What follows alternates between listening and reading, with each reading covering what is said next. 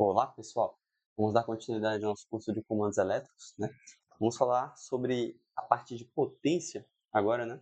Ou circuito de carga, né? Eu trouxe aqui alguns elementos na capa, né? Que são comumente utilizados, né? Mas não são os únicos. A gente pode estar falando de soft starter, pode estar falando de inversor de frequência, por exemplo. Mas mais comuns são esses. A gente tem um contator, é um elemento presente tanto no de potência quanto no de comando. E aqui eu tenho meu disjuntor, que também está no de comando, mas esses disjuntores da parte de força são dimensionados para correntes maiores, né? Como a parte de potência mesmo, como eu tinha dito anteriormente. Existe também a situação, né, em que eu posso usar disjuntor e relé térmico. Ou, mito, errado. Eu posso usar, por exemplo, um disjuntor motor ao invés de um disjuntor e um relé térmico, né? Existe o caso também de usar fusíveis, mas ultimamente não é tão comum. A gente usa disjuntor e relé térmico ou o disjuntor motor que já abrange tudo isso aqui. Lembrando que se você escolher usar o relé térmico tem que casar com o contator que você vai utilizar, porque ele é acoplado dessa forma aqui, né? Eu sempre recomendo utilizar disjuntor motor e vou explicar por quê aqui em seguida, né? Nessa aula especificamente, a gente vai focar na parte de disjuntores, né? O que é um disjuntor? Um disjuntor é um dispositivo de proteção que, diferentemente de fusíveis, eles podem ser reutilizados mesmo após o trip. Trip é o desarme, é o disparo. Então, assim, no caso de um fusível, quando ocorre, quando ocorre um trip, né, um desarme, passou da corrente lá que ele foi projetado e ele vai lá e atua, e aí você perde esse fusível, você precisa substituir ele. No caso do disjuntor, isso não acontece, né? A gente é só pegar e rearmar o disjuntor. Tem disjuntores em que você não sabe discernir se o disjuntor desarmou ou alguém desligou. Já tem outros disjuntores que ele tem lá, é como se fosse aquela parte intermediária, entre 0 e 1, né, entre ligado e desligado, desligado e ligado, respectivamente, e aí você vai ter um lá no meio, né, significa o trip. Aí, nesse caso, você não consegue rearmar ele, você precisa desligá-lo e rearmá-lo, né. Então, assim, esses disjuntores eles podem ter diversos disparadores, né, diversos mecanismos de trip. Pode ser térmico, pode ser magnético, pode ser eletrônico. O eletrônico, geralmente, ele tenta imitar isso aqui, né, porque o térmico e o magnético é feito de forma mecânica, é uma construção ali dentro que permite isso. O eletrônico tenta imitar essas curvas de desarme, essas curvas de trip, né? Curva de disparo, também chamado. Então, o eletrônico, geralmente, ele vai lá e se sobressai em relação a esses outros dois, é muito mais melhor ajustável, né? Enquanto que o térmico e o magnético, ele pode ser fixo, né? Eles podem ser fixos nesses casos. Eu posso ter um disjuntor lá que a posição térmica dele é X, você não consegue mexer em nada. O magnético dele também é X. E tem alguns que você consegue regular os dois. Mas vamos entrar em detalhes mais tarde, né? Então, assim, aqui a gente começa com os mini disjuntores, são disjuntores mais residenciais, né? Não quer dizer que eles não sejam usados em indústrias, né? Mas geralmente veio os disjuntores mais industriais primeiro e depois vieram esses aqui que são disjuntores mais caseiros. Em instalações mais antigas, a gente costuma encontrar esse aqui NEMA, né? Eles têm umas curvas de disparo que meio que dificilmente desarmam, né? O disjuntor Ginger, ele já é um pouco mais acessível, mais seguro, né? E é geralmente utilizado. Ele é o padrão DIN. Isso aqui é o padrão NEMA. Faltou M aqui. Isso aqui é o DIN. DIN vem da norma alemã. O NEMA, salvo engano, é americano. E tem depois o disjuntor motor, que ele é um disjuntor, ele é como se fosse um mini disjuntor, mas feito especificamente para fazer partida de motores. Eu vou explicar mais tarde por quê. Tem também o disjuntor caixa moldado, é muito mais robusto, né? Aguenta muito mais corrente de curto-circuito, por exemplo. Eu tenho um disjuntor caixa aberta, geralmente de 630 amperes para cima, né? Um disjuntor de QGBT mais industrial, digamos assim, né? E ele é um exemplo de trip eletrônico, por exemplo, né? Ele às vezes tem uma ETU acoplada nele, né? Electronic Trip Unit, ETU. E aí ela faz as leituras e vai lá e manda o disjuntor desarmar. Ou pode ter um relé de proteção, né? Que é um software num relé, um controlador, um negócio mais rebuscado. Que não é tão incomum assim. Não pelo menos para instalações de porte maior. Que é só a partir de baixa tensão, né? Que é o quê? Até 1000 volts em corrente alternada e até 1500 em corrente contínua. Aqui eu já tenho média tensão, né? E aqui eu tenho alta tensão. Então, você tem disjuntores para vários tipos de tensão. A gente não vai focar muito nisso aqui, mas só mostrando para vocês como é que é. Esse aqui é um isolador SF6 da ABB. Esse aqui é outro da ABB também, inclusive, mas ele é para alta tensão, subestações de 69 kV, 230 kV, etc. Assim, características dos disjuntores, né? Geralmente, não está só atrelado a isso, mas geralmente isso aqui identifica muito, classifica muito alguém, um disjuntor, além daquelas características que eu falei anteriormente, o tipo de chassi, né? Tem o número de polos, né? Se ele é monofásico, na verdade o termo correto é monopolar, monopolar, bipolar, tripolar e tem tetrapolar também. Apesar de que não tem 4 fases, são 3. Aqui é para você poder seccionar o neutro.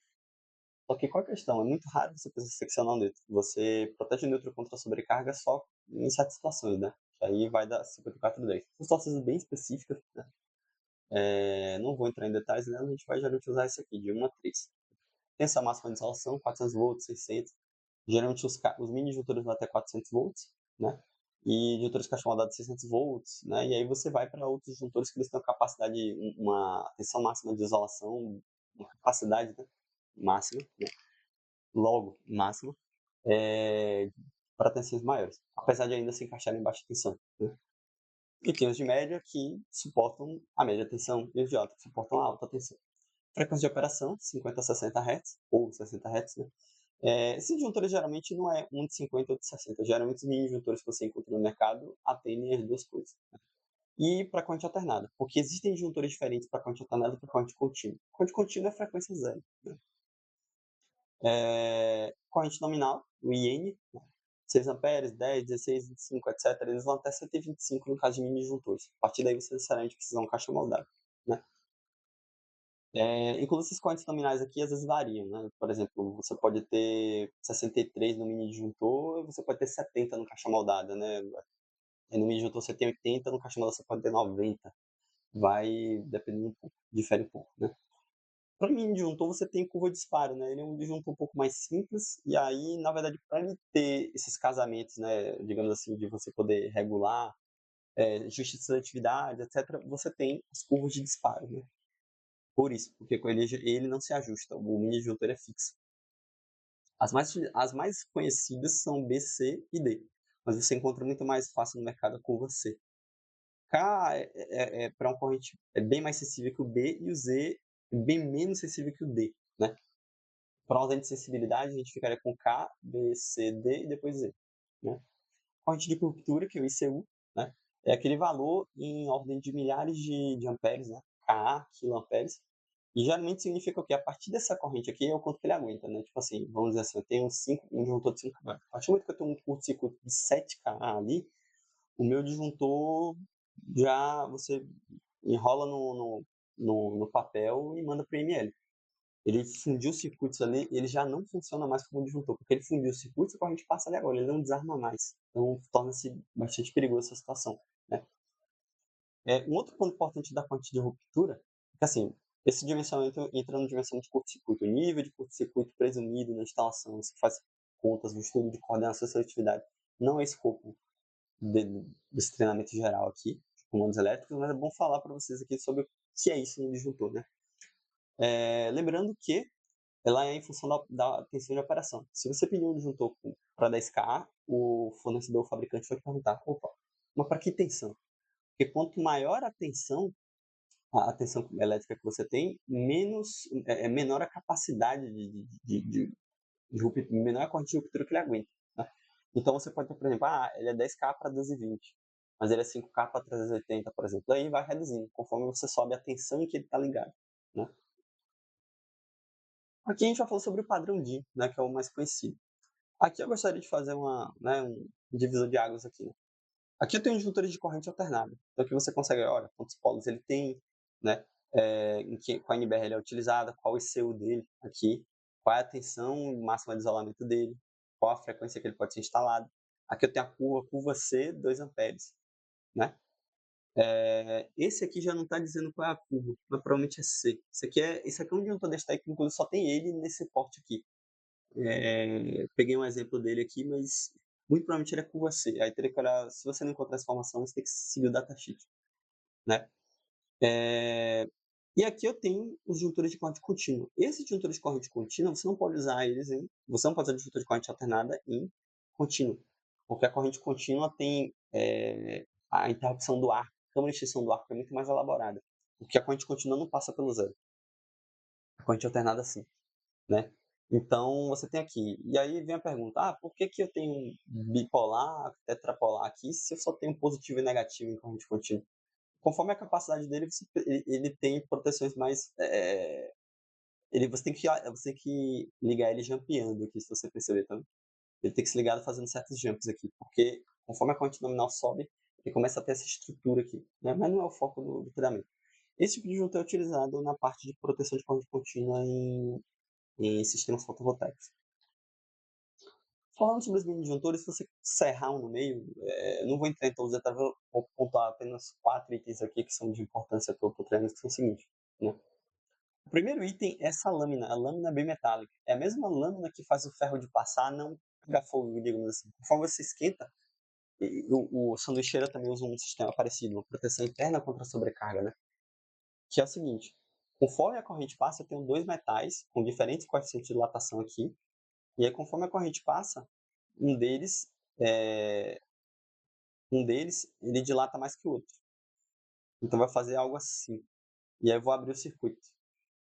E aí para de passar corrente, né? A lâmina bimetálica. Ele é o disparo de sobrecarga, que é o disparo térmico, né? Eu tenho também o 2, que é a bobina, esse enrolamento aqui, que ele é um disparo magnético. Ele é instantâneo, ele não tem tempo. Esse aqui é temporizado, o instantâneo não. Então, quando você fala, ele tem o disjuntor, ele tem um regime em que ele trabalha lentamente até desarmar. Quanto maior a corrente, menos tempo ele desarma. E tem a parte magnética que ele desarma instantaneamente, ou pelo menos em frações de segundos, né? Eu tenho aqui também a minha câmara de extinção de arco, né? E quando você secciona, quanto maior a corrente, maior o arco que você tem, ele é proporcional. E aí você precisa extinguir esse arco. E aqui o quadro eu tenho minha manopla, né, que é liga e desliga. Em alguns disjuntores eu tenho um eixo intermediário aqui, uma posição intermediária que é de triplo. Não é o caso do mini disjuntor. Lembrando também que o mini disjuntor você não ajusta as proteções, nem a térmica nem a magnética, ela é fixa, digamos assim. E aí vamos falar agora sobre a parte de curvas, né, ele não é ajustável, então você tem que selecionar o disjuntor pensando nos regimes de atuação dele, né? Você tem o regime, a parte térmica, que é essa parte aqui, é chamada curva tempo corrente, curva inversa, tempo inversa, que significa o seguinte: quanto maior a minha corrente, né, ela geralmente é feita assim, é minha corrente dividida pela minha corrente nominal do disjuntor. Então, por exemplo, e é bilog, né, esse gráfico. Perceba que ele não é, ele foi linearizado, mas ele não é linear, né? Então aqui eu tenho 2, aqui eu tenho 3. Se eu tenho 2 aqui, por exemplo, o que é 2 aqui? É uma corrente de 20 amperes num disjuntor de 10 amperes. Ou uma corrente de 40 amperes num disjuntor de 20, e assim por diante. Uma corrente de 90 num disjuntor de 30, né? Então, sempre que você for fazer esse ajuste, você tem que pensar, dividir pela corrente nominal para poder trabalhar desse jeito aqui, né? Vamos lá. Essa é a parte térmica e aqui é a parte magnética, né? Então, assim, no térmico, vou focar aqui somente nesses três que são as curvas mais conhecidas, mas lembrando que a gente muito provavelmente vai trabalhar com curva C, tentar ajustar tudo para trabalhar com C, né? Porque é a curva que você mais encontra. É, Perceba que no começo a parte térmica todos são iguais. Então, independente do disjuntor que você use, a parte térmica trabalha igual, né? Então, o que acontece? Muita gente, o mercado acabou convencendo assim de que, depende do tipo de carga, você usa um disjuntor. Se é uma carga resistiva, você usa B. Se eu tenho cargas comuns ou motores, você usa C. E curva D, você usa para motores com grande partida. Ok, ele faz sentido para o C e para o D nisso aí, mas o B nem tanto. Por quê? A gente vai proteger por sobrecarga, a gente está pensando nessa parte térmica. Todos os motores são iguais na parte térmica aqui. A parte magnética é para proteção em curto-circuito. Você muitas vezes pensa nisso aqui, B, C ou D, na hora que você faz de seletividade. Você garantir que no curto-circuito, por exemplo, que atue aqui, o disjuntor vai ter atuado mais rápido. Qual disjuntor vai ter atuado mais rápido? O B, e não o C. Porque o B já passou da faixa térmica dele. Então o que acontece? Aqui ele vai desarmar instantaneamente. Já se eu pensar no disjuntor C, eu colocar um disjuntor C lá na retaguarda, ele não vai desarmar. O ideal é que quem desarme é o disjuntor mais próximo, o disjuntor local. Imagine que eu tenho quadro de distribuição, eu tenho um curto-circuito, e aí, em vez de desarmar o circuito que aquele disjuntor protege, quem desarma é o disjuntor montante.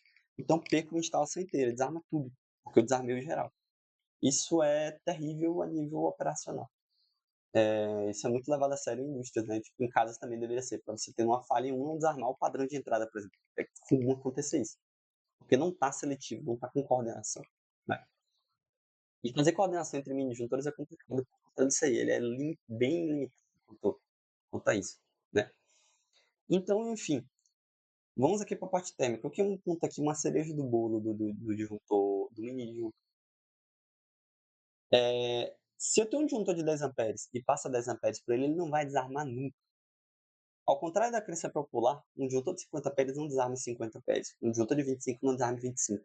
Ora, se ele não desarma na corrente nominal dele, em que ele desarma exatamente? Então, existe uma assíntota aqui que é na parte de 1 hora, né, no tempo aqui, ou seja, 3.060 segundos para I sobre N1.13. Ou seja, se eu pensar num disjuntor de 10 amperes, ele só vai desarmar, ele só vai começar a pensar em desarmar a partir de 13% além da corrente nominal dele, né. Então, ou seja, se eu tenho 10 amperes no disjuntor e meu cabo, por exemplo, aguenta só 10,5 amperes, a capacidade corrigida dele, porque ele conta de termodinâmica, aqueles fatores de agrupamento, fator de corte da temperatura, etc. Ele só aguenta 10,5 e você bota hipoteticamente. E a corrente que tá passando é 11, esse disjuntor não vai desarmar nunca, né? Porque eu tô aqui na assíntota, né? Não cheguei aos 13%. Teria que passar 11,3 amperes para ele poder desarmar. E eu já passei da minha capacidade. Então tem que ter muito cuidado com isso. Outro ponto é que tem uma faixa aqui, tem sempre dois valores. O que é isso? É a parte que a gente chama de frio e quente. Se o disjuntor tiver, vamos dizer assim, 1 hora, né? É... O disjuntor é que ele começa a desarmar em 1,13, né, em 1 hora. Ele pode desarmar 45% além da corrente ou por 13%. Não sei se vocês já tiveram essa experiência de, por exemplo, tem lá um chuveiro, coloco numa casa que não tem estrutura para isso. Tô vazando, tomando um banho lá, passa 5, 10 minutos, 15, desarma. Aí eu vou lá, abro o quadro, ligo de novo, vou tomar banho. Ele já não desarma nos mesmos 15 minutos, ele vai desarmar em bem menos. Por quê? Porque ele está quente. Então a lâmina bimetálica dele já está aquecida. Então é muito fácil agora para ele dilatar de novo. Então tem toda essa questão. Por isso que tem esse range aqui, né? Já aqui é o seguinte, a curva magnética. A partir daquele já é instantâneo, né? Perceba que a partir de 3 vezes a quantidade nominal ele já desarma instantaneamente. Já o curva C precisa de 5 vezes a quantidade nominal para ele desarmar. E o D, 10, né? Aqui pode ser até 14 ou 20, a depender do fabricante. Né? Então, enfim, é basicamente isso. Eu tenho um temporizado instantâneo. Lembrando que quando a gente faz o projeto lá, essa parte magnética tem a ver com curto-circuito. E você precisa ter um cuidado com relação à parte de partida, para não dar um falso positivo. O disjuntor interpretar como um curto-circuito e desarmar. Só que é meramente uma partida. Né? Até mesmo média tensão tem isso. O transformador ele tem corrente de partida, que é a corrente de magnetização. Você tem que configurar essas proteções de tal modo que, quando ligar o disjuntor, não desarma. Quando ligar o trafo e energizar ele, não desarmar o disjuntor. É um falso positivo isso aí, né? Vai interpretar como se fosse uma falta, uma corrente de curto-circuito, uma falta terra, e não, é verdade, só o trafo partindo. Então, isso tudo entra na parte de engenharia de proteção elétrica, só estou dando uma pequena pincelada, né? Outro exemplo aqui também, em 2,55 vezes a corrente nominal já é 60 segundos, ou 1 segundo, a depender se está quente ou frio, né? Quando a gente for fazer um dimensionamento aqui, eu vou mostrar para vocês essa parte. Vamos levar isso em conta. E aqui vamos falar sobre disjuntor motor. Disjuntor motor, lembra muito o mini disjuntor, ele é trilhudinho, você consegue colocar ele naquela plaquinha de 35 milímetros, né? Que aí você coloca os barramentos e tal. O disjuntor motor, ele é um disjuntor feito especificamente para poder partir motores. Eu recomendo sempre utilizar ele, por sinal. Se eu não quiser utilizar ele, eu preciso necessariamente fazer uma proteção térmica no motor específica dele. Porque o motor é um equipamento, falando em bombas, né? É a motobomba. Ele é um motor acoplado numa bomba, por isso chama motobomba. Ou simplesmente bomba, a gente chama assim. Mas ele é um motor que energiza ele. Então qual que é a questão? Eu preciso fazer um ajuste de proteção certinho para poder proteger ele. Eu não consigo isso com um mini disjuntor. Então se eu for ignorar, não usar um motor, eu preciso usar um disjuntor, um mini disjuntor e um relé térmico. E aí eu vou depois entrar em por que não é tão legal essa configuração. Vou também explicar quando a gente chegar no exemplo. A gente vai calcular um motor, vamos usar duas situações aqui, né? O que é diferente nele? A priori você já vê o chassi dele, é diferente, né? Eu tenho vários tipos de botão para poder apertar ele, né, para poder energizar ele. Então tem esse aqui que quando eu armo, esse aqui sai, né, e aí para você desarmar você aperta o vermelho saca a partir do momento que eu aperto o preto para poder ligar. Existe também por manopla rotativa, perceba que esse aqui tem indicação de trip, se o disjuntor der trip, ele vai parar aqui no ponto intermediário. Tem esse aqui também que se você apertar aqui, isso aqui sai. E eu tenho essa maravilhosa, né, esse maravilhoso ponto aqui onde você ajusta. Você simplesmente pega uma chave Phillips e ajusta para a corrente que você quer, né. Outro ponto interessantíssimo aqui, ó, esse disjuntor motor ele é termomagnético, né. A maioria dos disjuntores é termomagnético, tem proteção térmica e magnética, tipo o mini disjuntor.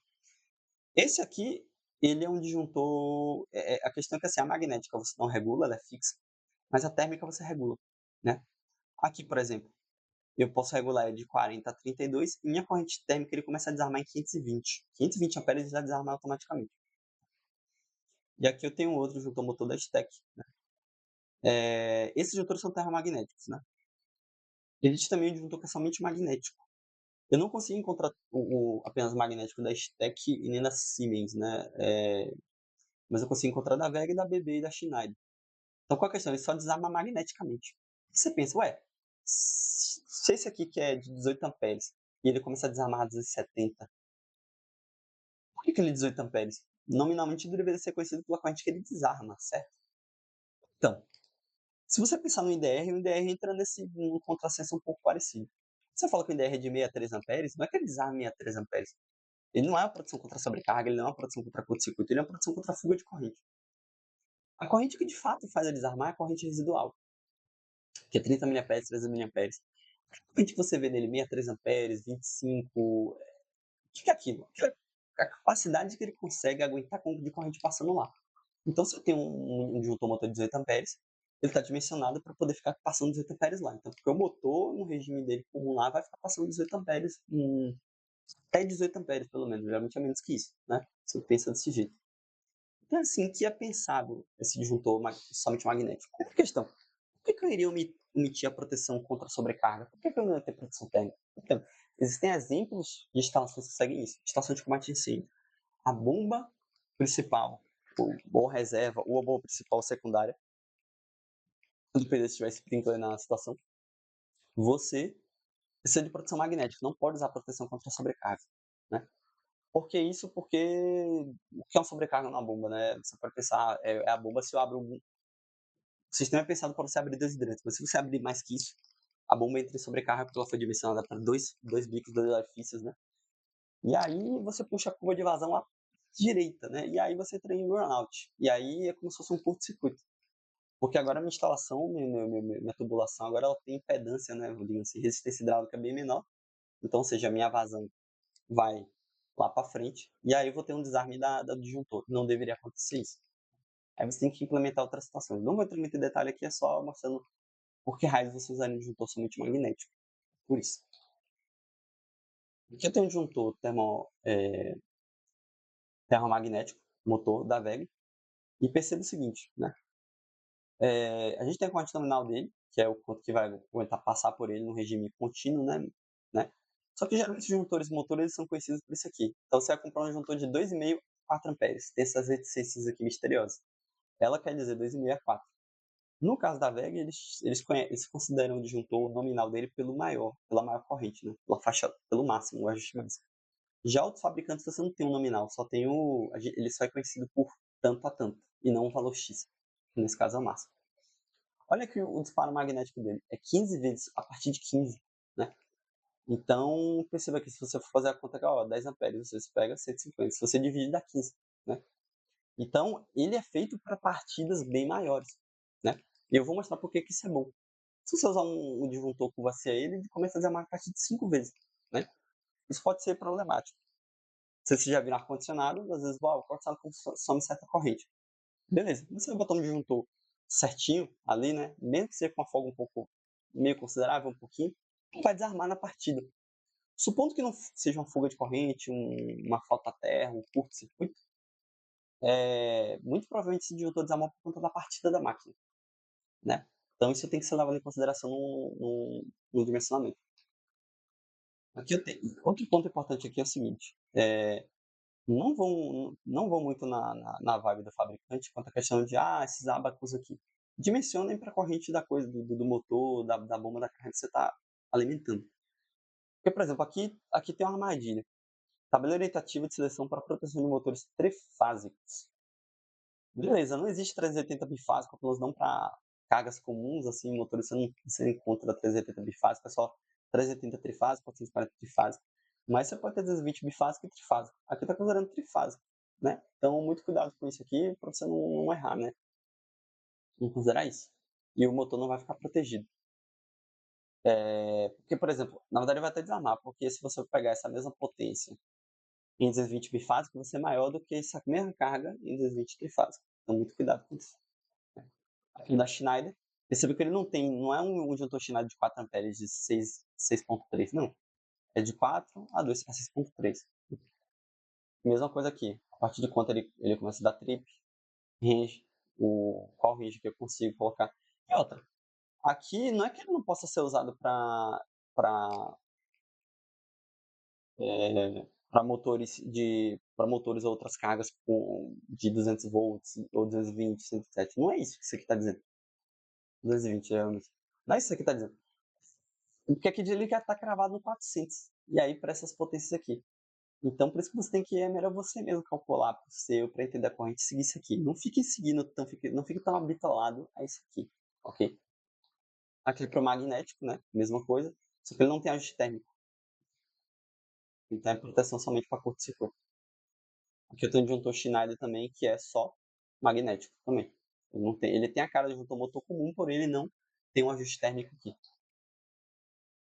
E aí o disjuntor motor, aqui é o ferromagnético, ele tem a parte térmica e tem a parte magnética.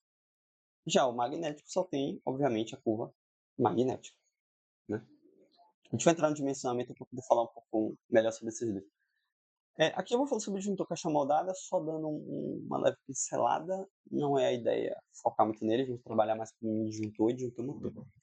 O disjuntor caixa moldada ele é um disjuntor um pouco mais robusto, tem capacidade de curto-circuito bem maior, né? É um tipo de disjuntor que é utilizado como disjuntor geral ou disjuntor para alimentadores, né? Que é para alimentar outros quadros, né? Um QGBT, um quadro geral que distribui para outros quadros parciais, né?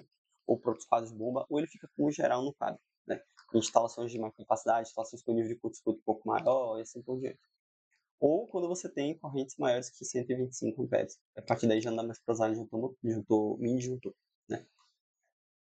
Sim, esse aqui lembra muito o mini disjuntor, ele é fixo, você não regula nada, nem térmico nem magnético. Já aqui lembra um pouco de disjuntor motor, né? Porque ele tem um térmico ajustável e a parte magnética fixa. Então, assim, eu consigo controlar essa parte térmica, mas a magnética não, né? E aqui eu tenho um disjuntor que ele é tanto térmico ajustável quanto magnético ajustável. Então, eu tenho dois pontos onde eu posso ajustar. Isso aqui é ótimo para poder fazer o quê? Eu simplesmente regulo o magnético dele para mais, de tal forma que eu faço uma seletividade de coordenação aqui. Lembra que eu falei sobre seletividade de coordenação? Eu vou desarmar o disjuntor local, e não o disjuntor de retaguarda, senão para a cooperação da coisa toda, né? Então, esse tipo de disjuntor, você pode colocar no QGBT um quadro geral, e depois você tem esse outro disjuntor a montante, né? E esse aqui fica jusante, esse aqui da direita. É mais usado para essa função. Ele tem nível de isolamento muito maior, tem nível de circuito muito maior, 40 amperes, 40 quiloamperes e por diante. Então, muito maior. Eu tenho aqui um que é fixo, ou eu tenho aqui um tanto que térmico quanto magnético ajustável. Então, eu posso ajustar isso aqui. E I de corrente instantânea e tem esse aqui da regulável, IR, faixa térmica. Então, esse de 630 eu consigo regular ele até 441. Geralmente você consegue regular ele de 70% a 100% da corrente nominal. Tem uns que você consegue regular para 110%, né, 120%, assim por diante. É só dando uma pincelada nesse tipo de disjuntor. Não é o foco da gente, ok? Vamos agora para um exemplo. Trouxe aqui dois exemplos, né, para trabalhar sobre dimensão de disjuntores. Vamos lá. Exemplo 1.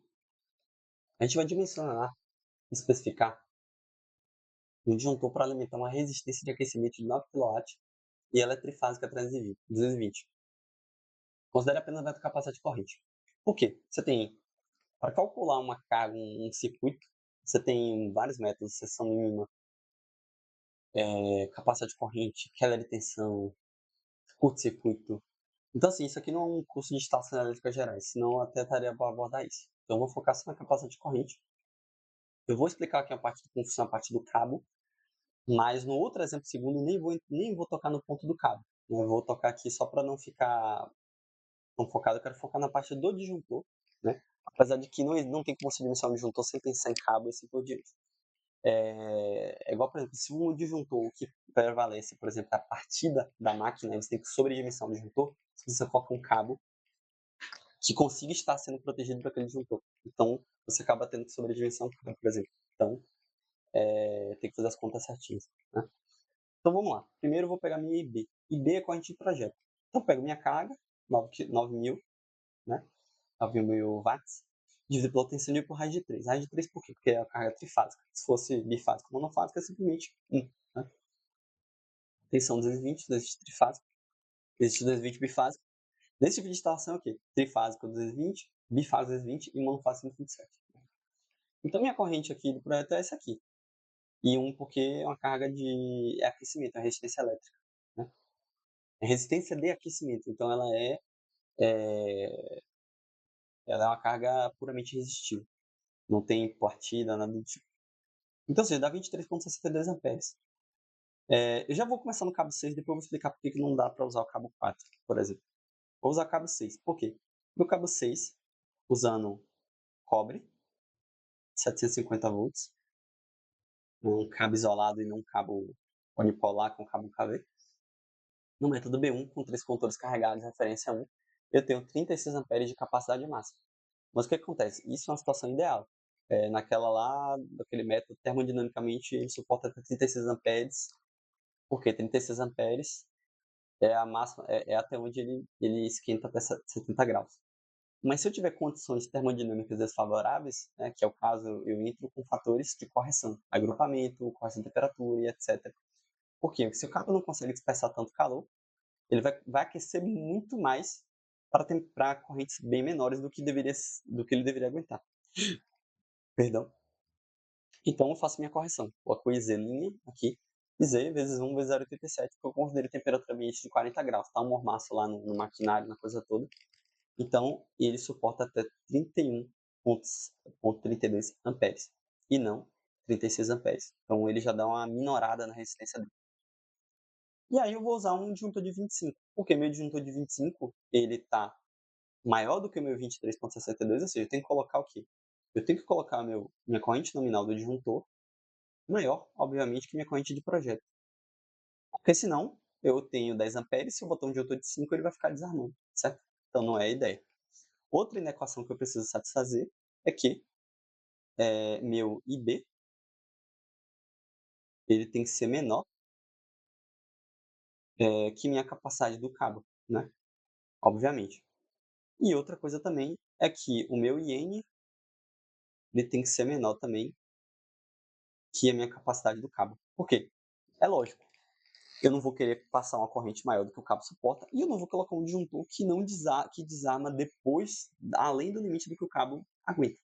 É lógico, né? Então, o que acontece aqui? Outro ponto importante. Eu coloquei o meu disjuntor curva C. Eu já expliquei por quê. Deveria ser B. Então, B atende, C atende, D atende também. Eu estou protegendo parte térmica. Não estou entrando em curto-circuito, nada do tipo. Né? Isso nem sou eu que estou falando. Né? Se vocês quiserem fazer um argumento de autoridade, você tem diversos vídeos, por exemplo, até do próprio Wilton Moreno, que ele faz parte da comissão de revisão da norma, ele faz parte da comissão da norma em si. E ele mesmo também fala isso. Não tem a ver, é um mito do mercado isso aí. Você não precisa acreditar em mim, você pode até acreditar nele em relação a isso, por exemplo. Né? Isso aqui é uma coisa que o mercado convencionou, mas tipo, você pode fazer com você, desde que você dimensione a coisa para isso. Vou mostrar um exemplo em que isso aqui faz sentido também, e não estou falando de curto-circuito, estou falando de partido, mas isso é o segundo exemplo. E aí, como eu me juntou com você, né, nem importa a curva aqui, né, porque a parte térmica que eu vou estudar aqui agora. Qualquer disjuntor C, B, D, mini disjuntor, ele só vai começar a desarmar a partir de 1,3 vezes a quantidade nominal, ou seja, 28,25.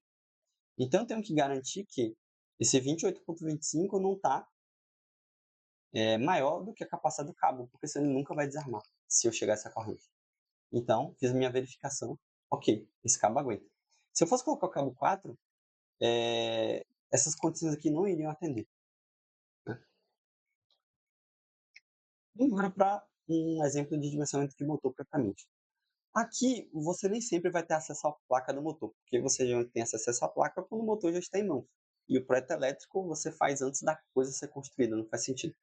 Eu só peguei isso aqui para dar uma oportunidade a vocês de uma questão, né. Esse aqui foi uma bomba que a gente usou na obra para, tipo, pra fazer teste de tanqueidade, em rede de incêndio. Você precisa, sabe, lá 16 quilos para poder testar, então, nossa, não dá para fazer isso com aquela máquina Ego, né, manual. Ou se você botar uma de máquina dessa em série, e nem sei ao certo se ela aguenta aquela pressão ali, né, voltando dela. Enfim, o que acontece com isso aqui? Isso aqui é uma placa de motor, né. Lembrando que a placa do motor, não a placa da bomba. Na placa da bomba você encontra informações de pressão e vazão. Na placa, a parte do motor, você encontra os dados elétricos, né. Esse motor ele é trifásico e você pode ligar ele em 220, 380 e 440, né. Essa parte aqui é só para fazer partida estrela, triângulo, etcétera, que é um tipo de partida que não é a direta, que é a mais comum, é uma partida indireta, digamos assim. E não vou entrar em detalhes por enquanto aqui, eu estou falando de disjuntores no momento. Depois a gente fala sobre partida de motores em outro momento. Informações importantes aqui, né, o motor ele diz qual é o quanto esse CV ele trabalha, quanto é a partida em relação à corrente nominal dele, é 8 amperes. Categoria nominal, que é o quanto ele aguenta sobreaquecer. E eu tenho uma fatura de serviço que é o quanto o motor consegue trabalhar além da corrente nominal dele, né, sem danificar o motor, sem acabar com a vida útil dele. Então, assim, eu vou entrar aqui em detalhes quando é que isso aqui vai ser importante. Em instantes, tipo alguns segundos. Eu vou alimentar ele em 220 trifásico. Então, o que eu vou fazer? Eu faço a ligação, esse fechamento do motor aqui. Esse aqui é um motor de 12 pontas, né? E aí eu faço esse fechamento aqui, né? Eu ligo aqui as fases, esses jumps aqui, etc. Aqui eu tenho um valor de corrente dele para cada tensão. Se eu alimentar ele em 440, eu tenho 9,55 amperes. Se eu em 380, é 11. Em 220, é 19,1.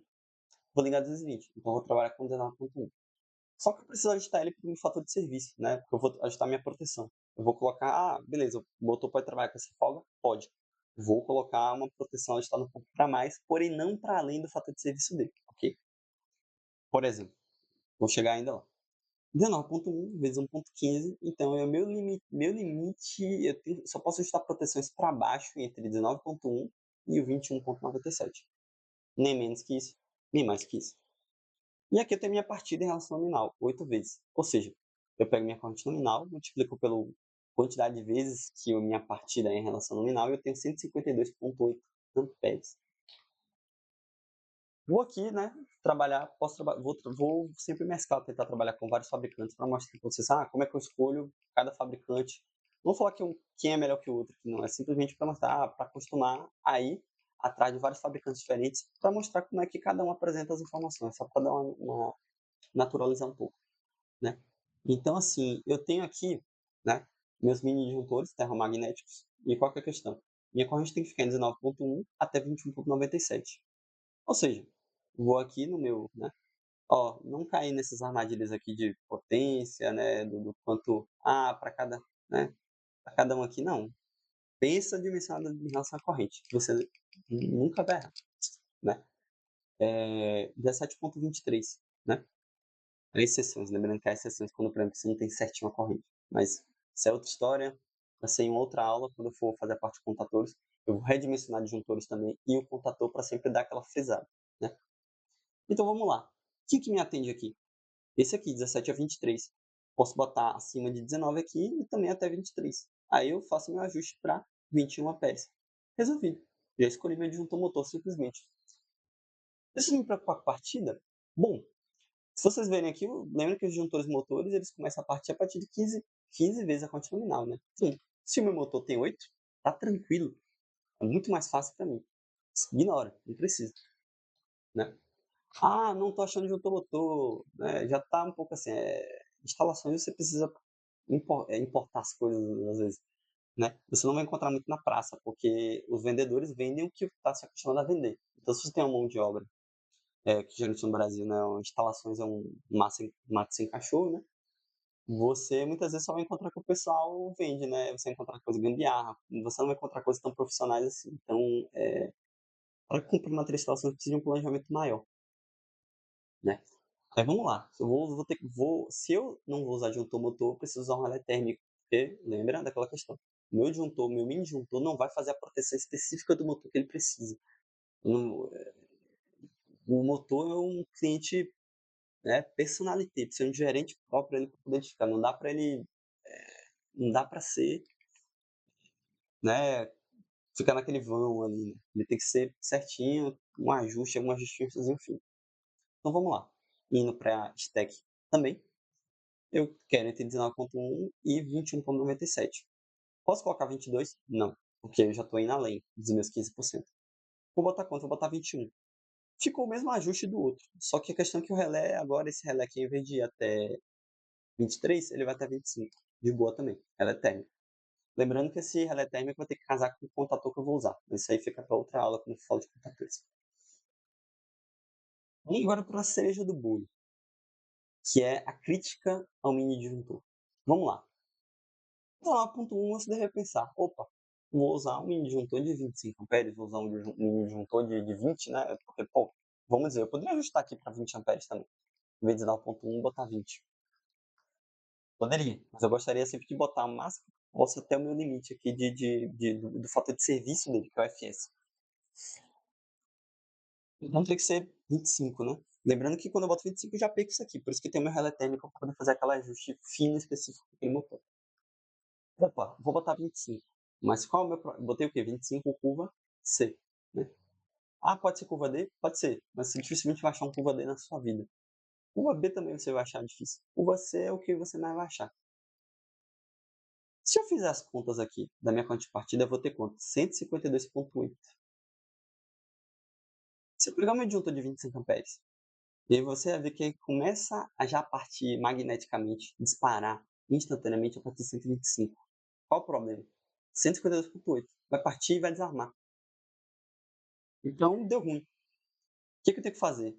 Esse é o problema. Ah, vou ter que sobredimensionar meu disjuntor por conta da partida, porque meu mini disjuntor, ele não é ajustável. Então, por isso que você precisa sobredimensionar o disjuntor e, por consequência, você precisa sobredimensionar, né, por conta dessas questões.